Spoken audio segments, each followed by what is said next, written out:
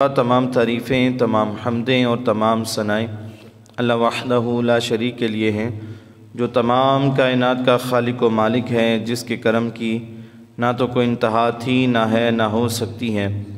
گناہوں کو معاف فرمانے والا، درجات کا بلند کرنے والا اور بے پناہ اپنے بندوں سے پیار کرنے والا اللہ رب العزت کی بارگاہ میں دعا ہے کہ اللہ تعالی ہم سب کو اپنے ذکر، فکر، شکر ادا کرنے کی توفیق عطا فرمائے۔ درود لامحدود سرکار مدینہ، راحت قلب و سینہ، فیض گنجینہ، معطر پسینہ، شہنشاہ کل عالم، شفیع معظم، رعوف رحیم احمد مجتبیٰ محمد مصطفیٰ صلی اللہ علیہ وآلہ وسلم کی ذات بابرکت پر۔ آپ نہایت ہی شفیق ہیں، مہربان ہیں، شفقت اور محبت فرمانے والے ہیں۔ اللہ رب العزت کی بارگاہ میں دعا ہے کہ اللہ تعالیٰ زندہ رکھے تو حضور علیہ الصلوۃ والسلام آپ کی آل، آپ کے اصحاب کی محبت میں موت دے، اسی محبت میں، اور قیامت کے دن اٹھائے تو اسی محبت میں۔ سورۃ البقرہ کی آیت نمبر 67، جس میں اللہ تعالیٰ ارشاد فرماتا ہے، بسم اللہ الرحمن الرحیم، وَإِذْ قَالَ مُوسَىٰ لِقَوْمِهِ إِنَّ اللَّهَ يَأْمُرُكُمْ أَن تَذْبَحُوا بَقَرَةً قَالُوا أَتَتَّخِذُنَا هُزُوًا قَالَ أَعُوذُ بِاللَّهِ أَنْ أَكُونَ مِنَ الْجَاهِلِينَ صدق اللہ العظیم۔ ترجمہ کنز العرفان میں فرمایا اللہ تعالیٰ نے، اور یاد کرو جب موسیٰ نے اپنی قوم سے فرمایا، بے شک اللہ تمہیں حکم دیتا ہے کہ ایک گائے ذبح کرو، تو انہوں نے کہا کہ کیا آپ ہمارے ساتھ مذاق کرتے ہیں؟ موسیٰ علیہ السلام نے فرمایا، میں اللہ کی پناہ مانگتا ہوں کہ میں جاہلوں میں سے ہو جاؤں۔ 67 سے لے کر آیت نمبر 74 تک بنی اسرائیل کی ایک انوکھی گائے کا عجیب و غریب واقعہ اس میں موجود ہے، اور اسی گائے کی نسبت سے سورۃ البقرہ کا جو نام ہے بقرہ، یہ اسی نام سے رکھا گیا۔ اس واقعے میں ہمیں سیکھنے کے لیے بہت کچھ ہے۔ سب سے پہلے میں آپ کے سامنے واقعہ رکھتا ہوں، واقعہ کیا تھا، اس کے بعد ہم اس میں سے جو اللہ تعالیٰ نے حکمتوں کے راز پوشیدہ رکھے ہیں ان کو جاننے کی کوشش کرتے ہیں۔ اللہ رب العزت کی بارگاہ میں دعا ہے کہ اللہ تعالیٰ مجھے اور آپ کو سن کے عمل پیرا ہونے کی توفیق نصیب فرمائے۔ واقعہ کچھ اس طرح سے ہے کہ بنی اسرائیل میں ایک بڑا مالدار شخص تھا، اس کی کوئی اولاد نہ تھی، تو اس کا وقت قریب تھا، بھتیجے ہی تھے اور ساری وراثت انہی کے حصے میں آنی تھی۔ ان بھتیجوں میں سے ایک بھتیجا جو تھا، اس نے لالچ کیا کہ جلدی سے مال ہمیں مل جائے، یہ چاچا مرے، یہ تو مرنے کا نام نہیں لے رہا، تو اس نے اپنے چاچے کو قتل کر دیا، اور خود ہی قتل کر کے مدعی بھی بن گیا۔ دوسرے محلے میں اس کی لاش ڈال دی اور کہنے لگا کہ میرے چاچے کو کسی نے قتل کر دیا ہے۔ شور ڈال دیا لوگوں میں، آہو پکار کرنا شروع کر دی کہ میرے چاچے کے قاتل کو ڈھونڈو۔ بڑا معصوم بنا، لہٰذا لوگوں نے ایک دوسرے کے اوپر الزام تراشی کی، فلاں نے قتل کیا ہوگا، کسی نے کہا نہیں فلاں نے قتل کیا ہوگا، اس کو اس سے یہ مفاد ہو سکتا ہے۔ اپنی اپنی سوچ کے مطابق الزام تراشی کی گئی، اور جس کو کہتے کہ تو نے قتل کیا، وہ کہتے میں نے تو قتل نہیں کیا، اگر تمہارے پاس کوئی ثبوت ہے تو دو، ورنہ میرے اوپر الزام نہ لگاؤ۔ معاملہ یہ چلتے چلتے حضرت موسیٰ علیہ السلام کی بارگاہ میں پہنچ گیا۔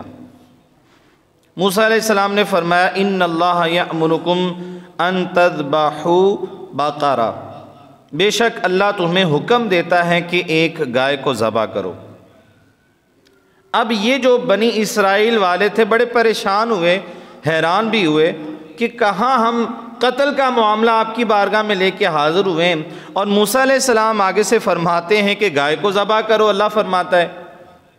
تو کہنے لگے، أَتَتَّخِذُونَ هُزُوًا، موسیٰ علیہ السلام آپ ہمارے ساتھ مذاق کرتے ہیں، ہم تو قتل کا معاملہ آپ کی بارگاہ میں حاضر ہو کر لے کے آئے ہیں، تو آپ آگے سے کہتے ہیں گائے ذبح کرو۔ اللہ اکبر! آپ اندازہ کریں کہ بنی اسرائیل والے اتنے بے باک تھے کہ نبی کے ساتھ، ایک جلیل القدر نبی کے ساتھ اس طرح بے باکی کے ساتھ بات کرتے، حالانکہ نبی نے فرما دیا تو فرما دیا، مگر موسیٰ علیہ السلام کا حوصلہ تھا، ہمت تھی، برداشت تھی۔ آگے سے آپ نے فرمایا، جس کو اللہ نے فرمایا اعوذ باللہ ان اکون من الجاہلین، میں اللہ کی پناہ مانگتا ہوں کہ میں جاہلوں میں سے ہو جاؤں۔ مطلب یہ ہے کہ جو لوگ مذاق کرتے ہیں نا کسی کو، وہ جاہلوں کا شیوا ہے، جاہل لوگوں کا طریقہ ہے، وہ مذاق کرتے ہیں، بعد میں کہتے ہیں میں تو یہ بات مذاق میں کر رہا تھا۔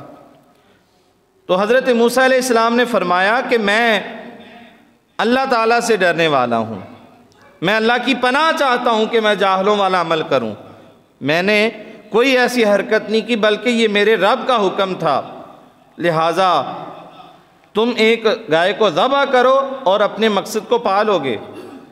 اب انہوں نے کہا، انہیں یقین آ گیا کہ واقعی اللہ تعالیٰ کا حکم ہے۔ آگے سے پھر انہوں نے سوال شروع کر دیے، ادعو لنا ربک یبین لنا ما ہی، کہنے لگے اے موسیٰ علیہ السلام آپ اپنے رب سے دعا کریں کہ وہ ہمیں بتائے کہ کیسی گائے چاہیے۔ حالانکہ سیدھی سی بات تھی کہ اللہ نے حکم دیا کہ ایک گائے کو ذبح کرو، تو وہ گائے کو ذبح کر دیتے، سوال شروع کر دیے۔ موسیٰ علیہ السلام آپ ایسا کریں، ذرا اپنے رب سے پوچھے تو صحیح کہ گائے کیسی ہونی چاہیے۔ جب انہوں نے اللہ کی بارگاہ میں عرض کی تو اللہ نے فرمایا انہا بقرۃ لا فارض ولا بکر اوان بین ذالک، وہ ایک ایسی گائے ہے جو نہ تو بوڑھی ہے اور نہ بالکل کم عمر، بچی بھی نہیں ہے اور بوڑھی بھی نہیں ہے، دونوں کے درمیان، یعنی کہ وہ جوان گائے ہونی چاہیے۔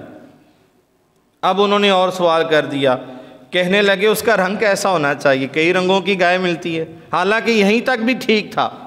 تو اللہ نے فرمایا ما لونھا، اس گائے کا رنگ جو ہے وہ انہوں نے کہا کیسا ہونا چاہیے، انہا بقرۃ صفراء فاقع لونھا تسر الناظرین، اللہ نے فرمایا وہ پیلے رنگ کی گائے ہے جس کا رنگ بہت گہرا ہے، پیلے رنگ کا جسے ڈارک کلر بولتے ہیں، اس طرح کی وہ، یعنی کہ اگر کوئی بھی اسے دیکھے گا تو اسے وہ اچھی لگے گی، وہ رنگ بھی اچھا لگے گا، دکھنے میں اچھا ہے۔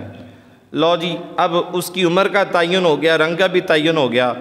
پھر انہوں نے تیسرا اور سوال کر دیا، کہنے لگے موسیٰ علیہ السلام کی بارگاہ میں کہ حضور آپ اللہ سے دعا کیجئے گا اور یہ سوال کیجئے گا ادعو لنا ربک یبین لنا ما ہی ان البقرہ تشابہ علینا، ذرا وضاحت کے ساتھ بیان کر دیں اس کی خوبیاں تاکہ پہچاننے میں آسانی ہو سکے، کئی پیلے رنگ کی گائے ہوں گی اور کئی جوان ہوں گی، ذرا کوئی اور نشانی پتہ چل جائے تو ہم آسانی سے پہچان لیں گے۔ حالانکہ یہاں تک بھی ٹھیک تھا، مگر انہوں نے اور سوال کر دیا۔ تو جب اللہ کی بارگاہ میں موسیٰ علیہ السلام نے یہ کہا، ان میں سے ایک خاص بات انہوں نے یہ کہی وَإِنَّ إِن شَاءَ اللَّهُ لَمُهْتَدُونَ، اور اگر اللہ چاہے گا تو یقیناً ہم اسے پا لیں گے۔ یہ انہوں نے بڑی ایک خاص اور اچھی بات کہی۔ جب انہوں نے انشاءاللہ کہا تو اب کی بار اللہ نے فرمایا انہا بقرۃ اللہ ذلول تسیر الارض ولا تسقی الحرث مسلمات لا شیات فیہا، وہ ایک ایسی گائے ہے جس سے خدمت نہ لی گئی ہو۔ خدمت سے مراد اس کو تیل نکالنے کے لیے، پانی نکالنے کے لیے، چارہ کاٹ کر اس کے اوپر لاد کر لانے کے لیے استعمال نہ کیا گیا ہو، بلکہ اس نے کسی کام کو ہاتھ نہ لگایا ہو، نہ ہی اس سے کوئی کام لیا گیا ہو، ایسی گائے چاہیے۔ اب ان کو تسلی ہوگی۔ اللہ تعالیٰ قرآن پاک میں فرماتا ہے الآن جئت بالحق، اب آپ بالکل صحیح بات لے کے آئے ہیں۔ گائے کی قسم کیسی ہے، اس کا رنگ اور اس کے اوصاف کیا ہیں، یہ سارا معاملہ یہاں تک پہنچ گیا۔ اب اس واقعے کو دوسری طرف لے کے جاتے ہیں۔ ایک اللہ کا نیک بندہ تھا، برگزیدہ، تو اس کو پتہ چل گیا کہ اس کی موت کا وقت قریب ہے۔ اس نے کیا کیا، اس کے پاس ایک گائے کا چھوٹا سا بچہ تھا اور اس نے اس گائے کے بچے کو جنگل میں جا کے چھوڑ دیا اور اللہ کی بارگاہ میں دعا کی کہ مالک یہ جو گائے کا بچہ ہے یہ میں تیری امانت میں دیتا ہوں، تو نے اس کی حفاظت کرنی ہے، اور جب میرا بچہ جوان ہو جائے گا تو یہ امانت میری اے مالک و مولا تو نے میرے بیٹے کو واپس کر دینی ہے۔ یہ کہہ کر اس نے وہ گائے کا بچہ جنگل میں چھوڑا اور چلا گیا۔ تقویٰ دیکھیں، یقیناً وہ بھی اللہ کا نیک بندہ تھا۔ ہم تو نہیں نا ایسے چھوڑ سکتے، ایتھے چھڈو ہاں کسے وانساں دے وچ لبنی کو نہیں۔ وہ اللہ کے نیک بندے تھے، تقوی والے تھے، جانتے تھے کہ معاملات کیا ہیں۔ اللہ تعالیٰ اپنے نیک بندوں کے ساتھ راز و نیاز کی باتیں شیئر کر لیتا ہے، جتنا چاہتا ہے ان کو بتا دیتا ہے کچھ نہ کچھ۔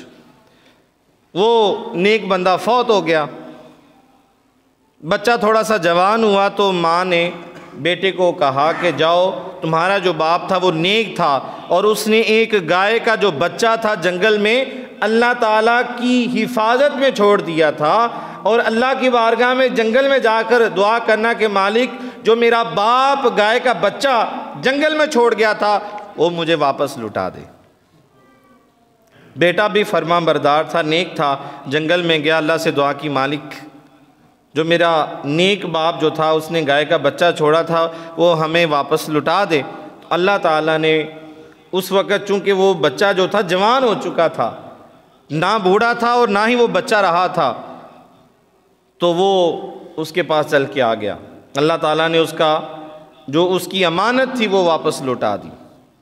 اب اس نے وہ گائے کو لیا اور گھر آ گیا، والدہ کو بتایا تو والدہ نے کہا کہ بیٹا اب اس کو بیچ آؤ، بازار میں جاؤ اور 3 سکے سونے کے ان کے اس کو بیچ دو، مگر شرط یہ رکھی والدہ نے کہ بیٹا جب تمہارا سودا طے ہو جائے نا تو پہلے میرے سے مشورہ کر لینا، دینا دینا۔ بیٹے نے کہا جی جیسے اماں جی آپ کہیں۔ بیٹا بازار میں گیا تو وہاں پہ اس نے کہا جی میں اس کے 3 سکے لیتا ہوں، آواز لگانی شروع کر دی، یہ میں 3 سکوں کی بیچوں گا۔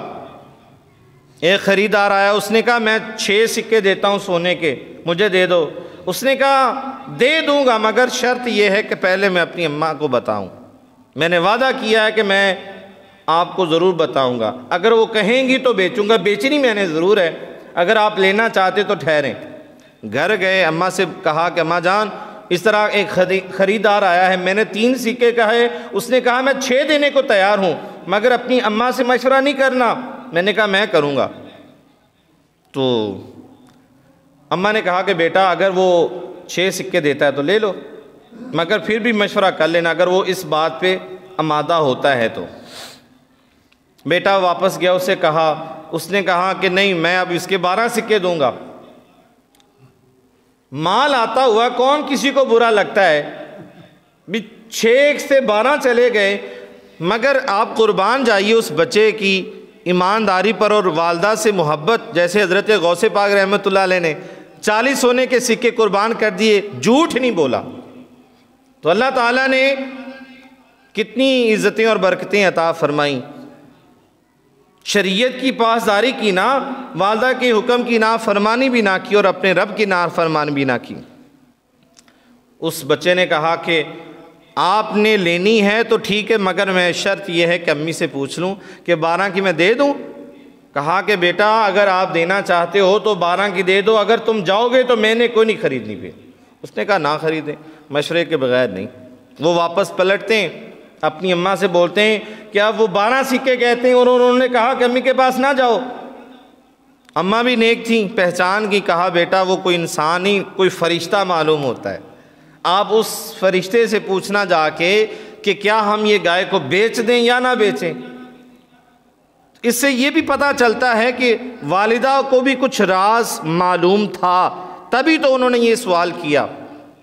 اب وہ بچہ جو دوبارہ جاتا ہے کہنے لگا کہ آپ انسانی شکل میں فرشتے معلوم ہوتے ہیں، میری امی کہتی ہیں۔ آگے سے فرشتے نے کہا میں فرشتہ ہی ہوں، اور کہا بیٹا تمہاری والدہ نے یہ کہا نا کہ مشورہ کر لو بیچنی ہے کہ نہیں، تو میں تمہیں یہ نصیحت کرتا ہوں یہ گائے نہیں بیچنی، ابھی تھوڑی دیر میں بنی اسرائیل والے کچھ لوگ ایسی گائے کی تلاش میں ہیں اور تم نے 12 سکے نہیں مانگنے بلکہ اس کے کھال کا جو وزن ہے اس وزن کے برابر سونا مانگنا ہے، وہ تمہیں اتنا بھی دے دیں گے، کیونکہ انہیں تمہاری گائے کی ضرورت ہے۔ جو ان کو نشانیاں اللہ نے بتائیں، وہ تمام نشانیاں، وہ رنگ، وہ اوصاف، وہ خوبیاں، وہ ساری اس کے اندر موجود ہیں، تو لہٰذا اتنا مال مانگنا، وہ تمہیں دے دیں گے۔ اب فرشتے کو آنے والے وقت کا بھی پتہ ہے، عقیدے کی بات ہے نا، فرشتہ ہے فرشتہ، اور اس کو پتہ ہے آنے والے وقت میں، کیونکہ اللہ نے اس کو بتا دیا کہ ایسا ایسا ہونے والا ہے۔ اب وہ لوگ آئے، انہوں نے دیکھا کہ فلاں رنگ کی، یہ تو گہرے رنگ کی پیلی گائے اور جوان بھی ہے، پوچھا کہ اس سے کام تو نہیں لیا؟ نہیں کام نہیں لیا۔ کہا کتنے لوگ ہیں؟ بھائی میں نے تو اس کے کھال کے وزن کے برابر سونا لینا ہے، کوئی کم؟ انہوں نے کہا نہیں، اگر لینی تو ٹھیک ہے، نہیں تو نہ لیں۔ ضرورت تھی، مجبوری تھی، انہوں نے کہا ٹھیک، انہوں نے وہ پیسے ادا کیے اور وہ گائے لے لی۔ اس کے بعد انہوں نے کیا کیا؟ اس کو ذبح کیا، اور ذبح کرنے کے بعد اس کا اللہ کے حکم سے موسیٰ علیہ السلام نے فرمایا کہ ایک ٹکڑا لو گوشت کا کاٹ کے، اور میت جو پڑی ہوئی ہے اس کے جسم کے ساتھ لگاؤ، جیسے لگاؤ کہ وہ زندہ ہو جائے گا مردہ، اور بتائے گا کہ مجھے قتل کس نے کیا ہے۔ بنی اسرائیل والوں نے ایسا ہی کیا، جیسے انہوں نے گائے کو ذبح کیا، اور ذبح کرنے کے بعد اس کے جو گوشت کا ایک ٹکڑا لیا اور مردے کے جسم کو ٹچ کیا، وہ فوراً کھڑا ہو گیا، زندہ ہو گیا، اور بیٹھ کر کہنے لگا مجھے فلاں میرے بھتیجے نے قتل کیا ہے، اور اس کے بعد وہ دوبارہ مر گیا۔ اب یہ ایک دلچسپ بھی واقعہ ہے، تو لہذا اب ہم یہ جانتے ہیں کہ ہمیں اس سے سبق کیا ملتا ہے۔ اللہ اکبر۔ اس گائے کے گوشت کا ایک حصہ جب لاش کے ساتھ لگایا گیا تو وہ زندہ ہو گیا، تو اللہ نے فرمایا کذالک یحیی اللہ الموتى ویریکم آیاتہ لعلکم تعقلون۔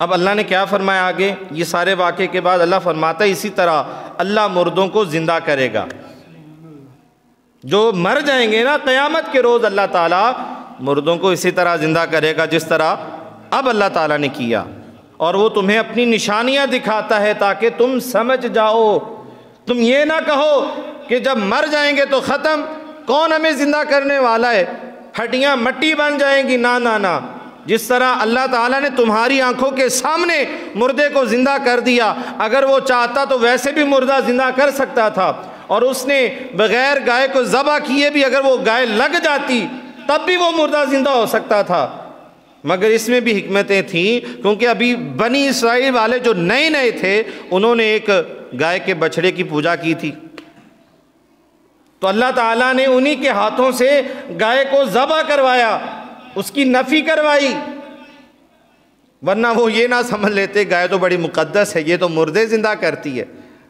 جس طرح کہ حضرت عیسیٰ علیہ السلام بغیر باپ کے پیدا ہو گئے تو انہوں نے کہنا شروع کر دیا لوگوں نے یہ تو اللہ تعالیٰ کے معاذ اللہ بیٹے ہیں، استغفر اللہ، بغیر باپ کے ان کا باپ تو رب ہے معاذ اللہ، حالانکہ اللہ تعالیٰ ہر عیب سے پاک ہے، ہر جسم سے پاک ہے، وہ ایک نور ہے، اس سے آگے ہم کچھ نہیں کہہ سکتے، اور ہمیں ضرورت بھی نہیں کہ اس طرح کے سوال پوچھنے کی کسی سے۔ تو لہٰذا اللہ تعالیٰ کی یہ ایک نشانی تھی۔ اب ہم یہ جاننے کی کوشش کرتے ہیں کہ ہمیں اس واقعے سے سیکھنے کو کیا ملتا ہے۔ پہلے نمبر پہ کہ جب موسیٰ علیہ السلام نے اللہ کی بارگاہ میں عرض کی کہ مالک ان کو قاتل مل نہیں رہا، تو اللہ تعالیٰ نے فرمایا کہ ان کو بولو کہ ایک گائے کو ذبح کریں، تو آگے سے انہوں نے سوال شروع کر دیے۔ تو لہذا اس سے ہمیں یہ بھی سیکھنے کو ملتا ہے کہ شریعت کے معاملے میں بے جا سوال نہیں کرنے چاہیے۔ ہمارے اس معاشرے میں بھی ایک ابھی ایسا طبقہ ہے جو بحث کرتا ہے، شریعت کی خلاف ورزی کرتا ہے، 5 نمازیں کیوں فرض کر دیں، 4 نہیں ٹھیک تھیں، ایک ہی ہو جاتی یا 2 ہو جاتی، ایک صبح پڑھتے ایک رات کو پڑھ لیتے، اتنی رکھتے کیوں رکھ دیں، یہ ایک مہینے میں اتنے روزے کیوں ہیں جی؟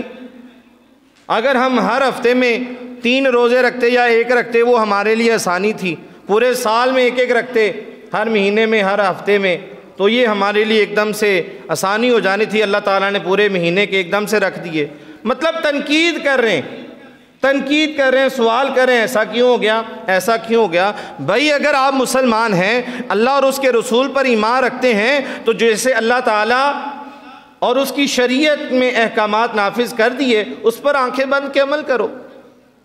تحقیق کرنے کی کیا ضرورت ہے؟ اگر کسی انسان کا کوئی عمل ہے، اس کا کوئی حکم ہے، اس میں غور و فکر کر سکتے ہو، مگر اللہ تعالیٰ کے احکامات کو دل و جان سے قبول کرو، اس میں غور و فکر کرنے کی کوئی ضرورت نہیں ہے، تنقید کرنے کی کوئی ضرورت نہیں ہے۔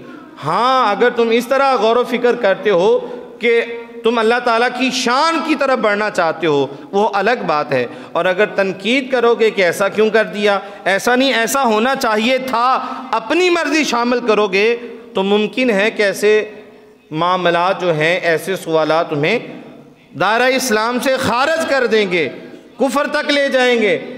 تو یہ ذہن میں رکھیے گا کہ ہم نے کچھ بھی ایسے سوالات نہیں کرنے۔ جیسے ایک صحابی نے عرض کی، یا رسول اللہ صلی اللہ علیہ وآلہ وسلم، آپ نے فرمایا نا کہ تم پر اللہ تعالیٰ نے حج کو فرض کر دیا، یا رسول اللہ کیا ہر سال میں فرض ہو گیا؟ کیا ہر سال حج کریں گے فرض؟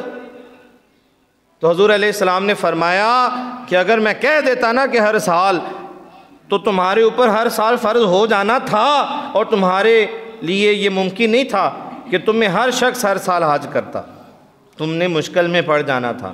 اور پھر آپ نے یہ بھی ارشاد فرمایا کہ سوال سے سوال مت نکالا کرو، جتنا اللہ اور اس کا رسول تمہیں کوئی حکم دے دے، اس کو دل و جان سے تسلیم کر لو۔ جس طرح کہ بنی اسرائیل والوں نے سوال میں سوال نکالے، سے ہمیں نہیں کرنا چاہیے، ورنہ ہم مشکل میں پڑ سکتے ہیں، اور بحث بھی نہیں کرنی چاہیے۔ اس سے ہم اپنے ایمان کو بھی خطرہ ہے ڈگمگانے کا، کہ معاذ اللہ اتنا علم تو ہے نہیں، کوئی غلط ایسے جملے کہہ دیے کہ معاذ اللہ کفر تک نہ چلے جائیں، تو بہتر ہے خاموشی۔ جو علماء حق کہہ دیتے ہیں ان کو دل و جان سے قبول کر لینا چاہیے۔ ہمیں دوسرا سبق اس واقعے سے کیا ملتا ہے؟ دوسرا سبق ہمیں یہ ملتا ہے کہ ہمیں اپنا مال اللہ کے سپرد کر دینا چاہیے۔ جیسے وہ ایک نیک بندے نے گائے کا جو بچڑا تھا کم عمر والا، اللہ کی سپرد کر دیا، فوت ہو گیا، مگر اللہ تعالیٰ نے اس کی حفاظت بھی کی، کسی جانور نے اس کو کھایا نہیں ہے، کسی جانور نے اس کو چیر پھاڑ نہیں دیا، بلکہ اللہ تعالیٰ نے اسے کھلایا بھی، پلایا بھی، اور اسے جوان بھی کر دیا، اور وہی گائے جو تھی ان کے لیے فائدہ مند بھی بن گئی۔ اس واقعے سے ہمیں یہ بھی سبق ملتا ہے، سیکھنے کو ملتا ہے کہ جب ہم اپنے گھر میں جاتے ہیں یا گھر سے باہر نکلتے ہیں تو اپنی تمام چیزیں اللہ تعالیٰ کے سپرد کر دینی چاہیے۔ ہمارا کوئی بچہ اسکول جاتا ہے، بیٹی اسکول جاتی ہے پڑھنے کے لیے، تو ہمیں، آپ نے دیکھا ہے نا، عجیب و غریب واقعات ہوتے ہیں، تشدد، بچی کو اغوا کر لیا جاتا ہے، بچوں کو اغوا کر لیا جاتا ہے۔ تو اگر ہم کہیں گے نا یا اللہ میں اپنی اولاد کو تیرے سپرد کرتا ہوں، تو یقین جانی اللہ تعالیٰ حفاظت فرمائے گا۔ ایسے واقعات ہوتے ہیں نا، آپ نے کہیں پہ شاپنگ کرنے جانا، مارکیٹ میں گاڑی کھڑی کرتے ہیں، بائک کھڑی کرتے ہیں، موٹر سائیکل کھڑی کرتے ہیں، تالا بھی لگاتے ہیں، تو پھر بھی کئی تالا توڑ لیتے ہیں، کوئی نہ کوئی چیز چوری کر لیتے ہیں، بیٹری نکال لیتے ہیں، ایسے بھی چور ہیں۔ مگر اگر آپ نے سارا اس کا حفاظتی اقدام کر لیے ہیں، پھر کہیں کہ یا اللہ اس کو تیرے سپرد کیا، تیرے نگہبانی میں دیتا ہوں مالک، اس کی حفاظت کرنا، تو اللہ تعالیٰ یقیناً آپ کی ان چیزوں کی حفاظت ضرور کرے گا۔ ایک واقعہ ملتا ہے حضرت عمر بن خطاب رضی اللہ تعالیٰ عنہ کا۔ آپ کے سامنے ایک باپ بیٹا ہے، تو ان کے چہرے دونوں آپس میں بڑے ملتے تھے۔ حضرت عمر بن خطاب کہنے لگے کہ میں نے پہلی دفعہ اپنی زندگی میں ایسی جوڑی دیکھی ہے کہ ہو بہو بیٹا جو ہے وہ اپنے باپ کی طرح ہے، پورا چہرہ ملتا ہے۔ کہنے لگے کہ میں نے ایسا پہلے کبھی کوئی جوڑی نہیں دیکھی۔ تو آگے سے باپ نے کہا کہ حضور آپ کو یہ عجیب لگا، میں آپ کو اس سے بھی عجیب واقعہ سناتا ہوں۔ حضرت عمر بن خطاب رضی اللہ تعالیٰ عنہ آپ نے ارشاد فرمایا کہ سناؤ کہ وہ کیا عجیب واقعہ اس سے بھی بڑھ کر ہو سکتا ہے۔ تو اس شخص نے کہا کہ حضور کچھ سالوں کی بات ہے، جب یہ میرا بچہ پیدا نہیں ہوا تھا تو میری اہلیہ امید سے تھی، اب میں نے کاروباری معاملے میں جانا تھا، دور دراز کا سفر کرنا تھا، اس کے پاس تو نہیں رہ سکتا تھا اپنی اہلیہ کے پاس، تو لہٰذا وہ امید سے تھی، میں چلا گیا۔ جب میں کچھ مہینوں کے بعد واپس پلٹ کے آیا اور بڑا خوش تھا کہ اللہ تعالیٰ مجھے نیک اور صالح اولاد عطا فرمائے گا، بیٹا دیا ہوگا یا بیٹی دی ہوگی، مگر جیسے میں اپنے گھر کے دروازے پہ آیا تالا لگا ہوا تھا۔ میں بڑا پریشان ہوا، میں نے پڑوسیوں سے پوچھا کہ میرے گھر والے کے دن انہوں نے بتایا کہ آپ کی اہلیہ جو تھی ابھی ولادت بچے کی نہیں ہوئی تھی، وہ پہلے ہی مر گئی، لوگوں نے اس کو غسل دیا، دفنا دیا قبرستان میں جنازہ پڑھ کے۔ بڑا بیچارہ رویا، مگر اس عمل پہ اس نے اپنے رب کا شکر ادا کیا، اور اپنا دل بہلانے کے لیے اپنے دوستوں کے ساتھ شام کو بیٹھا ہوا تھا۔ تو جب وہ واپسی پہ پلٹا تو اس نے قبرستان میں اپنی زوجہ کی قبر کو دیکھا تو اس میں سے کوئی روشنی نظر آئی۔ بڑا حیران ہوا کہ کسی قبر میں روشنی نہیں ہے، مگر میری اہلیہ کی قبر پر روشنی کیوں ہے؟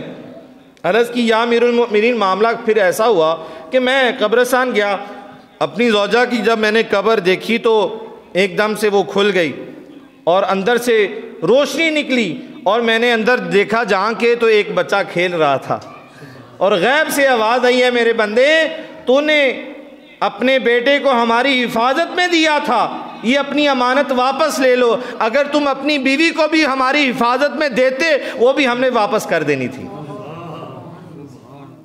اللہ اکبر۔ تو یہ ایک عجیب واقعہ حضرت عمر بن خطاب رضی اللہ تعالیٰ عنہ کو سنایا انہوں نے۔ اس سے ہمیں سیکھنے کو کیا ملتا ہے؟ ہمیں ہر چیز بلکہ اپنے آپ کو بھی اپنے رب کے سپرد کرنا چاہیے، وہ سب سے بہترین حفاظت کرنے والا ہے۔ کوئی گاڑی ہے گھر میں، اگر آپ نے تالا لگا دیا سونے کے لیے تو چور بھی تو چوری کرتے ہیں نا، تو اپنے گھر والی چیزوں کو، اپنی اولاد کو، اپنی بیوی بچے کو، سب کو اور اپنے آپ کو بھی اللہ کے سپرد کر دیا کریں کہ مالک و مولا میری تمام چیزیں اور میں بھی تیری حفاظت میں ہوں، تو یقیناً اللہ تعالیٰ حفاظت کرنے والا ہے۔ اس واقعے سے ہمیں یہ بھی پتہ چلا کہ ہمیں اپنی تمام چیزوں کو اور اپنے آپ کو اللہ کے سپرد کر دینا چاہیے۔ جب کوئی سفر پہ جائے تو والدین کو بھی چاہیے کہ وہ اچھی دعا دیں بیٹے کو یا بیٹی کو، رشتہ داروں کو، کہ اللہ تعالیٰ آپ کے سفر میں آسانیاں پیدا کرے اور آنے والی آفات و بلیات سے اللہ تعالیٰ آپ کو محفوظ کرے، اور اللہ تعالیٰ ہی آفات و بلیات سے محفوظ رکھنے والا ہے۔ تیسرا سبق اس واقعے سے ہمیں کیا ملتا ہے کہ جب بنی اسرائیل والوں نے بہت سارے سوال پوچھ لیے نا، انہوں نے ایک اچھا عمل یہ کیا کہ انہوں نے کہا انشاءاللہ اگر اللہ نے چاہا تو ہمیں ایسی گائے مل جائے گی۔ حضور نبی پاک صلی اللہ علیہ وآلہ وسلم نے ارشاد فرمایا کہ اگر وہ ایسا نہ کہتے تو ان کو کبھی بھی ایسی گائے نہیں ملنی تھی۔ اور حضرت عبداللہ ابن عباس رضی اللہ تعالیٰ عنہ فرماتے ہیں کہ اگر آپ کو یاد آ جائے کہ آپ نے فلاں کام کا ارادہ کیا تھا، میں نے اگلے ہفتے یہ کام کرنا ہے یا 15 دن میں، 1 مہینے میں، اور آپ نے اس پہ انشاءاللہ نہیں کہا، تو آپ اس وقت بھی انشاءاللہ کہہ لیں گے تو اللہ تعالیٰ اس میں آپ کی مدد ضرور کرے گا۔ جیسے کہ وہ یاجوج ماجوج کا ہم نے سنا واقعہ کہ وہ انشاءاللہ نہیں کہتے، روزانہ وہ دیوار کو کھودتے ہیں، تراشتے ہیں، توڑنے کی کوشش کرتے ہیں، مگر جب وہ قرب قیامت ایک دن وہ کہیں گے انشاءاللہ ہم کل اس کو توڑ لیں گے، تو اتنی ہی رہے گی اور وہ توڑ بھی لیں گے۔ ٹھیک ہے نا؟ تو آپ اپنے ہر کام میں انشاءاللہ ضرور کہا کریں۔ وَإِنَّا إِن شَاءَ اللَّهُ لَمُهْتَدُونَ، اور اگر اللہ چاہے گا تو یقیناً ہم راہ پا لیں گے، جیسا کہ بنی اسرائیل والوں نے کہا، اور واقعی انہوں نے ایک گائے کو ڈھونڈ لیا۔ اللہ اکبر۔ سورۃ الکہف کے اندر آیت نمبر 23 اور 24 میں اللہ تعالیٰ ارشاد فرماتا ہے وَلَا تَقُولَنَّ لِشَيْءٍ إِنِّي فَاعِلٌ ذَلِكَ غَدًا إِلَّا أَن يَشَاءَ اللَّهُ، اور ہرگز کسی چیز کے متعلق نہ کہنا کہ میں کل یہ کرنے والا ہوں مگر یہ کہ اللہ چاہے۔ یہ اپنے ہر کام میں شامل کریں، مگر گناہ والے کام میں آپ نے کبھی بھی انشاءاللہ نہیں کہنا۔ کسی کو دھوکہ بازی کرتے ہوئے، جھوٹ بولتے ہوئے، کوئی غلط چیز خریدتے ہوئے آپ نے انشاءاللہ نہیں کہنا، اس سے آپ کو گناہ ملے گا۔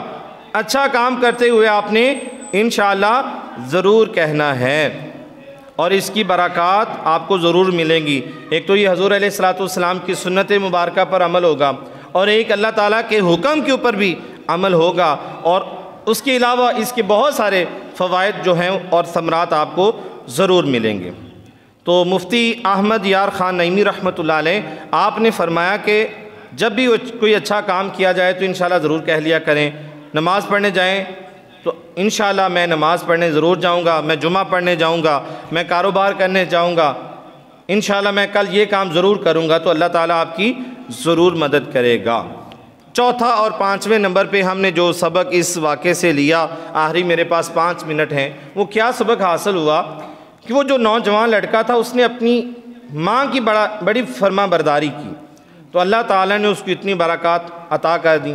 حالانکہ ماں نے کہا تھا کہ 3 سونے کے سکے جو تھے اس میں فروخت کر دینا مگر مشورہ کر لینا۔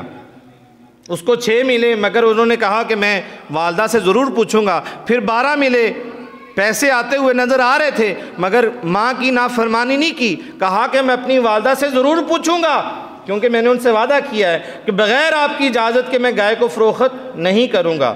تو ماں کی تابع داری میں اللہ تعالیٰ نے اتنی مہنگی ان کی گائے ان کی بیچ دی کہ میرا خیال ہے تاریخ کے اندر اتنی مہنگی گائے کبھی بھی نہیں بکی ہوگی۔ اس کی کھال کے سونے کے برابر وزن اس بچے کو ملا اور وہ امیر ہو گئے۔ تو یہ ساری برکات والدین کی اطاعت میں بھی ہیں۔ حضور نبی پاک صلی اللہ علیہ وآلہ وسلم نے ارشاد فرمایا کہ جس شخص نے اپنے والدین کو راضی کر کے دن کا آغاز کیا کہ اس کے والدین اس سے راضی ہیں، دونوں یا ایک، تو حضور علیہ السلام نے فرمایا جیسے ہی وہ اپنے گھر سے باہر نکلتا ہے تو اللہ تعالیٰ جنت کے دونوں دروازے اس کے لیے کھول دیتا ہے۔ اور فرمایا کہ جو شخص اس حالت میں صبح کرتا ہے کہ اس کے دونوں والدین یا دونوں میں سے کوئی ایک اس سے ناراض ہیں اور اس نے اپنے دن کی شروعات کی تو حضور علیہ السلام نے فرمایا کہ اس نے اپنے لیے جہنم کے دونوں دروازے یا ایک دروازہ کھول لیا، ادھر وہ مرا اور ادھر جہنم میں۔ تو ہمیں کبھی بھی اپنے والدین کو ناراض نہیں کرنا چاہیے، اس میں ہمارا ہی نقصان ہے۔ اللہ اکبر۔ بنی اسرائیل کا ایک واقعہ ملتا ہے، تورات شریف پڑھا کرتا تھا ایک نوجوان، بڑی پیاری آواز سے اس کی، لوگ اس کو محافل پہ بلاتے اور وہ تلاوت کیا کرتا تورات کی۔ ایک دن ایسا ہوا کہ ایک محفل کا انعقاد ہوا تو اس کو بلایا گیا، بڑی دور دراز سے لوگ اکٹھے ہوئے کہ یہ تورات بڑی خوبصورت پڑھتا ہے۔ اس نے تلاوت کی اور لوگوں کو بڑا سرور آیا، بڑا لطف آیا۔ جیسے وہ محفل ختم ہوئی وہ واپس گیا، اس میں عیب یہ تھا کہ وہ شراب پیا کرتا تھا اور اس کی والدہ اکثر اس کو منع کرتی کہ بیٹا شراب نہ پیا کر، یہ اللہ تعالیٰ کا ناپسندیدہ عمل ہے اور اس کی بڑی نحوست ہے، مگر وہ باز نہ آتا۔ آواز اچھی تھی، تورات کی اچھی تلاوت کرتا تھا مگر ساتھ شراب بھی پیتا تھا۔ جب اس محفل سے وہ فارغ ہوا گھر میں گیا تو اس نے شراب پینا شروع کی، چونکہ وہ اس کی عادت میں شامل تھا شراب پینا۔ تو اس کی والدہ نے اسے منع کیا اور ڈانٹا کہ بیٹا ابھی تو تورات کی تلاوت کر کے آیا اور شراب پی رہا ہے۔ چونکہ اس نے شراب پی لی تھی اور نشہ اس کو چڑھ گیا تھا، اس نے اسی حالت میں اپنی والدہ کو تماچا مارا یا دھکا مارا۔ والدہ گر پڑی، آنکھوں میں کوئی چیز لگی تو ایک یا دونوں آنکھیں ان کی بینائی ضائع ہوگی۔ والدہ نے اس کو بد دعائیں دی، ناراض ہو کر وہ چلا گیا وہاں سے۔ اس نے اپنے اس کیے پر بڑا شرمندہ ہوا کہ میں نے اپنی والدہ کے ساتھ کیا معاملہ کر دیا۔ جنگلوں میں چلا گیا، بیابانوں میں، اللہ کی بارگاہ میں روتا رہا، سچی توبہ بھی کی، یا اللہ مجھے معاف کر دے، اپنی زندگی میں اب دوبارہ شراب نہیں پیوں گا، سچی توبہ بھی کر لی۔ کتنا عرصہ وہ گزر گیا، عبادت ریاضت بھی کرتا رہا۔ ایک دن اللہ تعالیٰ نے غیبی آواز سے فرمایا، اے میرے بندے، تو نے جتنی بھی عبادت کی ہے تیری وہ عبادت تب قبول ہوگی جب تو اپنی والدہ کو راضی کرے گا، ورنہ میں نے تجھے معاف نہیں کرنا۔ اللہ اکبر۔ جب اس نے اپنے کانوں سے یہ الفاظ سنے، دوڑتا ہوا اپنے گھر آیا اور اپنی والدہ سے اس نے معافی طلب کی۔ والدہ نے کہا بیٹا میں تجھے معاف نہیں کروں گی، تو نے مجھے بڑی تکلیف دی ہے۔ جوش میں آیا، اس نے کہا کہ اگر والدہ آپ مجھے معاف نہیں کریں گی، جس ہاتھ سے میں نے آپ کو تماچا یا دھکا مارا تھا وہ میں ہاتھ کاٹ لوں گا۔ اس نے اپنا ہاتھ کاٹ لیا، کہا کہ اب تو مجھے معاف کر دیں۔ والدہ نے کہا اب بھی بیٹا معاف نہیں کروں گی۔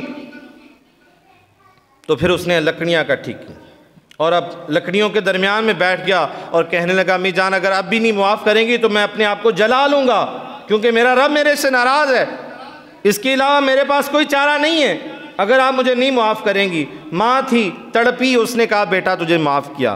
علماء نے لکھا ہے کہ فوراً فرشتہ آیا اور فرشتے نے آ کر یہ خوشخبری سنائی اس نیک بندے کو کہ اللہ تعالیٰ نے تیرے سارے گناہ بخش دیے ہیں، اور اس کا ہاتھ بھی جوڑ دیا اور اس کی والدہ کے آنکھوں پہ ہاتھ رکھا تو اس کی آنکھیں بھی ٹھیک ہو گئی۔ تو بات کرنے کا مقصد کیا ہے کہ والدین ہمارے لیے سب کچھ ہیں۔ ہماری جو جنت ہے وہ ہمارے والدین کے ساتھ مشروط ہے۔ ہاں والدین اگر غلط کام کا کہیں کہ بیٹا داڑھی نہیں رکھنی تو آپ اس وقت اتباع نہیں کر سکتے۔ والدین کہیں بیٹا نماز نہ پڑھو، روزے نہ رکھو، تو آپ اس حالت میں والدین کی اتباع نہیں کر سکتے۔ مگر یہ بھی نہیں ہے کہ آپ ان کے ساتھ تلخ کلامی سے بات کریں، بلکہ ایک صحابی نے عرض کی یا رسول اللہ صلی اللہ علیہ وآلہ وسلم اگر میرے والدین مجھے ماریں یا برا بھلا کہیں تو میرے لیے کیا حکم ہے؟ آپ نے 3 دفعہ فرمایا اگر وہ تیرے ساتھ تجھے جھڑکیاں بھی دیں، تجھے ڈانٹیں بھی، بار بار بھی برا کہیں، تیرے لیے یہ حکم نہیں ہے کہ تو آگے سے ان کو کوئی جواب دے۔ حتیٰ کہ وہ تجھے مارنے کے لیے ہاتھ اٹھائیں تو ان کا ہاتھ نہیں پکڑ سکتا، تیرے لیے یہ بھی جائز نہیں ہے کہ تو ان کو بری نظر سے دیکھے، غصے کی نظر سے دیکھے، یہ بھی تیرے لیے جائز نہیں ہے۔ حالانکہ تمہارے والدین ظالم ہی کیوں نہ ہو، وہ تمہیں مارتے بھی کیوں نہ ہو، پھر بھی تم نے ان کے ساتھ اچھا ہی سلوک کرنا ہے۔ تو یہ ایک واقعہ تھا قرآن پاک کا جس سے ہمیں بہت سارے اسباق سیکھنے کو ملے۔ اللہ رب العزت کی بارگاہ میں دعا کرتے ہیں کہ اللہ تعالیٰ ہمیں ان تمام چیزوں پر عمل پیرا ہونے کی توفیق عطا فرمائے۔ وما علینا الا البلاغ۔